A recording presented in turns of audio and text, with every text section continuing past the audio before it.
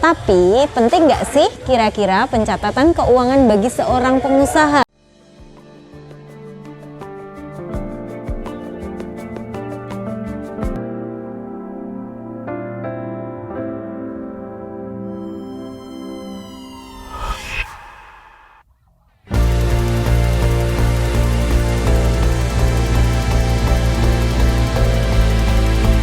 Halo teman-teman, kembali lagi di video saya Ati Sri Purwantiningsih yang akan membagikan konten-konten tentang literasi keuangan kepada teman-teman semua.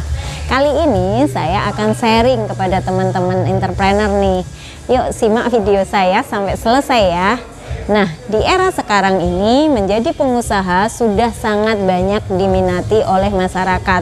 Mulai dari pandemi kemarin, bahkan sebelumnya anak-anak muda kalau ditanya pasti pengennya jadi entrepreneur. Tapi penting nggak sih kira-kira pencatatan keuangan bagi seorang pengusaha atau entrepreneur? Nah, sebelum masuk lebih jauh, saya akan berikan insight dulu kepada teman-teman mengenai dua mindset ini ya, yaitu berdagang dan berbisnis. Loh, kan sama itu artinya.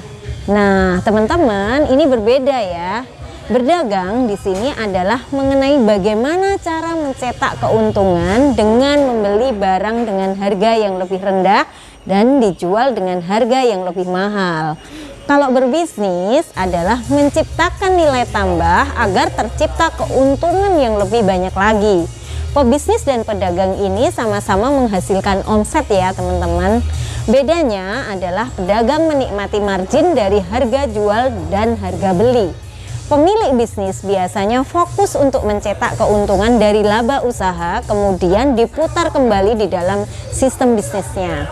Intinya, pedagang akan mendapatkan keuntungan dari selisih harga beli dan harga jual. Tapi pebisnis akan mendapatkan keuntungan lebih banyak atas pengembangan dari keuntungan yang didapatkan.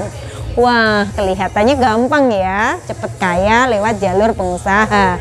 Tapi punya usaha pun ada kelemahannya loh, apalagi dari aspek keuangan.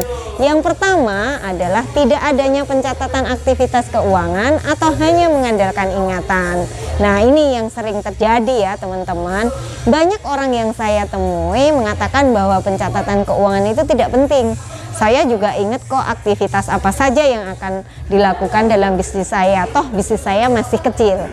Tapi seminggu atau sebulan kemudian karena saking banyaknya aktivitas dalam bisnis akhirnya jadi lupa. Benar atau benar teman-teman? Hal inilah yang kadang membuat kita tidak tahu seberapa banyak pendapatan atau pengeluaran yang kita lakukan dalam usaha. Nah, yang kedua adalah pengelolaan keuangan bisnis bercampur dengan keuangan pribadi atau keluarga. Nah, oke, saya ibaratkan ada orang yang mencampur air minum dan air mandi. Dengan begitu, kita tidak tahu, teman-teman, mana air yang layak kita minum. Begitu pula dengan pengelolaan keuangan yang teman-teman, apabila teman-teman mencampur keuangan pribadi dan bisnis, teman-teman pasti akan bingung mana uang milik bisnis dan mana uang milik pribadi yang bisa kita gunakan untuk kehidupan sehari-hari kita. Selain itu, kita juga akan sulit mengembangkan bisnis karena biasanya laba yang diperoleh dari bisnis inilah yang digunakan untuk mencukupi kebutuhan pribadi. Nah, yang ketiga, para pengusaha tidak pernah melakukan evaluasi kondisi usaha sehingga tidak diketahui tingkat perkembangannya. Contohnya ini ya teman-teman, rekap pertumbuhan penjualan bakso A dan bakso B 3 tahun terakhir. Penjualan bakso A di tahun 2019 adalah 30 juta. Kemudian di tahun 2020 sebesar 30,3 juta. Wah, ada kenaikan 3 juta nih selama 1 tahun. Tapi di tahun 2021 mengalami penurunan 2 juta sehingga 2021 ini mendapatkan penjualan sebesar 30,1 juta. Selanjutnya, penjualan bakso B di tahun 2019 memiliki penjualan sebesar 15 juta. Tahun 2020 sebesar 18 juta dan 2021 sebesar 22 juta. Penjualan bakso B memiliki kenaikan 20% per tahunnya. Wah, gimana nih teman-teman? Siapakah yang memiliki pertumbuhan yang lebih baik? Ya, penjualan bakso belah yang memiliki pertumbuhan yang lebih baik. Inilah teman-teman yang harus diperhatikan para pengusaha agar usahanya bisa semakin bertumbuh dan semakin besar. Tidak perlu khawatir, usaha yang sekarang ini masih kecil.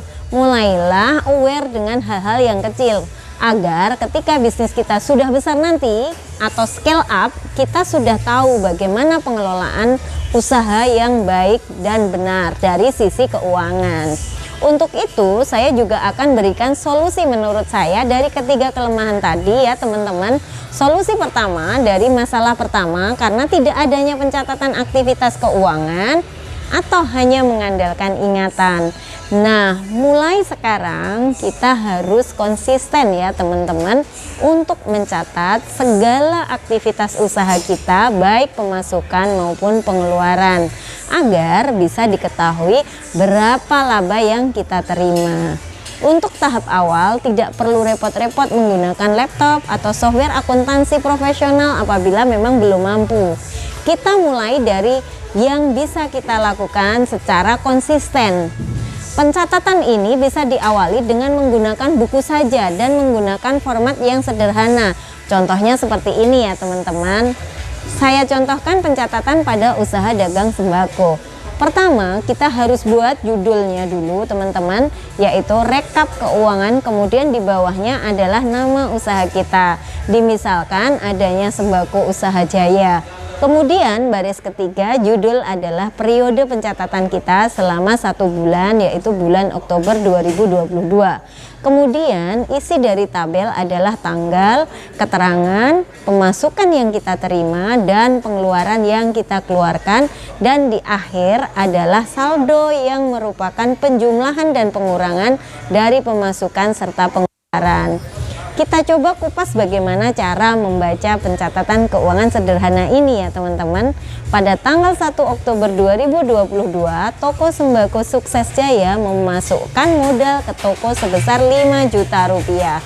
Kemudian pada tanggal 3 pemilik membeli berbagai barang dagangan untuk dijual di toko sembakonya sebanyak 4 juta. Nah, di sini sudah mulai ada pergerakan di saldonya ya teman-teman. Pemasukan sebesar 5 juta dikurangi pengeluaran sebesar 4 juta sehingga saldonya tinggal 1 juta. Kemudian tanggal 5 Oktober 2022 pemilik mencatat bahwa terdapat penjualan sebesar 500.000 sehingga saldo bertambah menjadi 1,5 juta. Hal ini berlaku sama seterusnya ya teman-teman, di mana saldo akan bertambah ketika ada pemasukan dan berlaku sebaliknya akan berkurang apabila ada transaksi pengeluaran.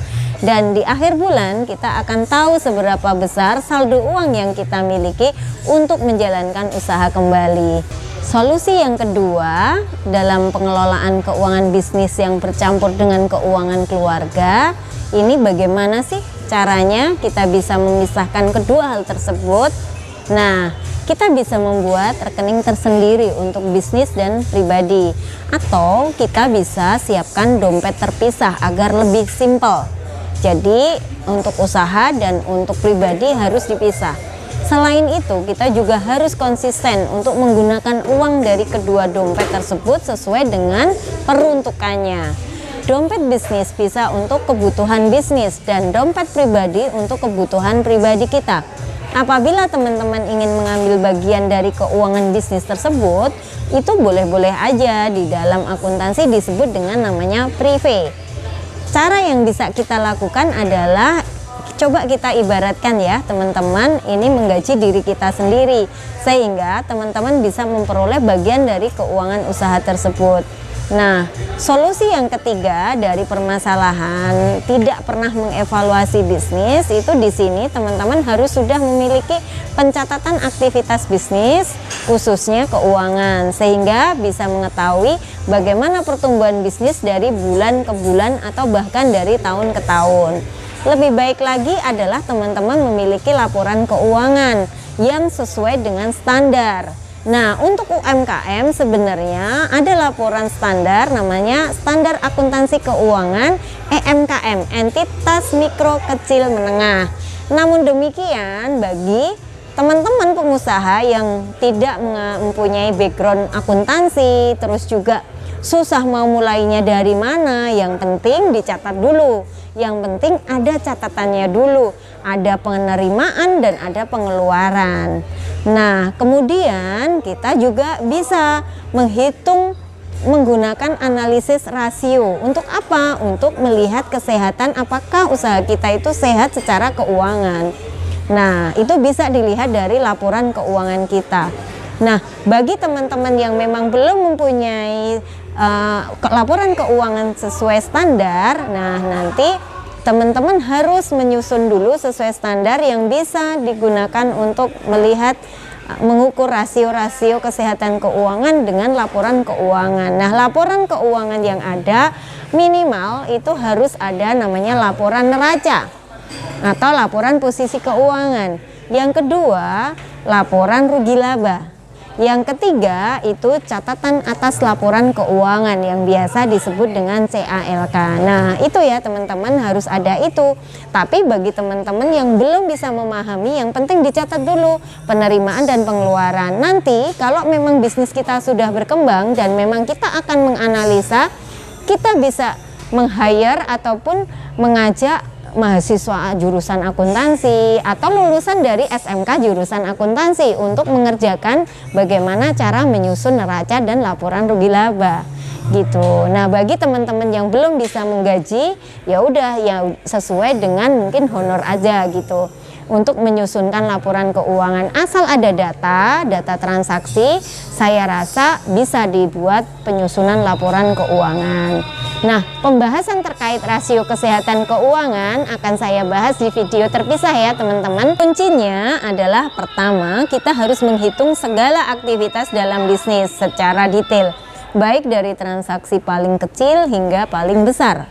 Yang kedua, kita harus fokus pada omset yang harus selalu bertumbuh.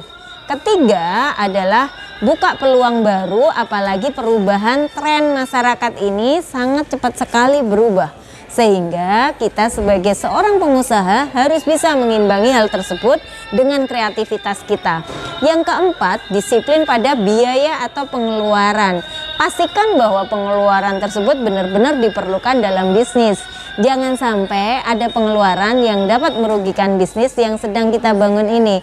Terakhir adalah investasi secara terkendali. Sebagai seorang pebisnis, kita juga harus memikirkan investasi. Salah satu yang bisa digunakan adalah sebagai tambahan modal apabila usaha kita sudah mulai besar nantinya. Oke teman-teman, itu saja ya pembahasan mengenai pengelolaan keuangan ini. Semoga bisa bermanfaat untuk teman-teman semua. Sampai jumpa di video selanjutnya. Jangan lupa like, komen, dan subscribe untuk dapatkan informasi-informasi update tentang dunia keuangan. Salam sehat dan sukses untuk kita semua.